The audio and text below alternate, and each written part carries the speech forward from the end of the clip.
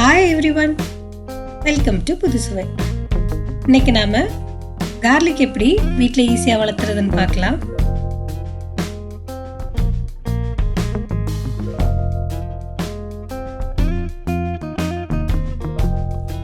முதல்ல நாம கார்லிக்கை முளைக்க வைக்க போகிறோம்.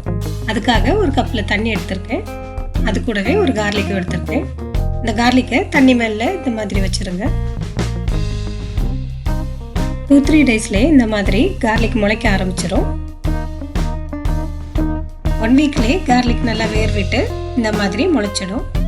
இதை நாம் இப்போ மண்ணில் எடுத்து வச்சிடலாம். இப்போ நாம் ஒவ்வொரு கார்லிக் கிலோவையும் தனித்தனியாக எடுத்து மண்ணில் வச்சிடலாம். கார்லிக் வளர்கிறதுக்கு யூஸ் பண்ணுற மண் ரொம்ப சாஃப்டாக இருக்கணும். அப்போ தான் கார்லிக் ரொம்ப பெருசாக வளரும்.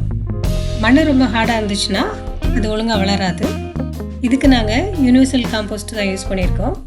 அந்த வீடியோட லிங்க்கை நான் டிஸ்கிரிப்ஷனில் கொடுக்குறேன்.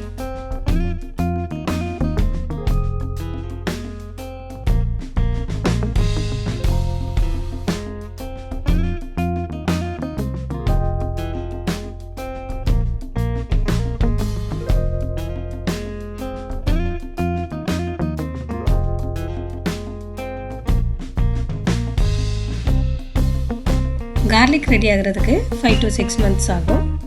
கார்லிக் ரெடி ஆயிடுச்சுன்னு எப்படி கண்டுபிடிக்கிறதுனா, கார்லிக்கோட லீவ்ஸ் இந்த மாதிரி சரிஞ்சிரும். இதை வச்சே நம்ம கார்லிக் ரெடி ஆயிடுச்சுன்னு கண்டுபிடிச்சிடலாம்.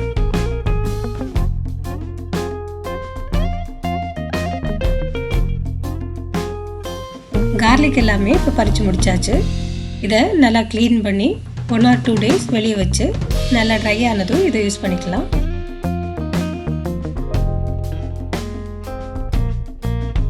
இந்த வீடியோ உங்களுக்கு பிடிச்சிருந்தா லைக் பண்ணுங்க, ஷேர் பண்ணுங்க, சப்ஸ்கிரைப் பண்ணுங்க.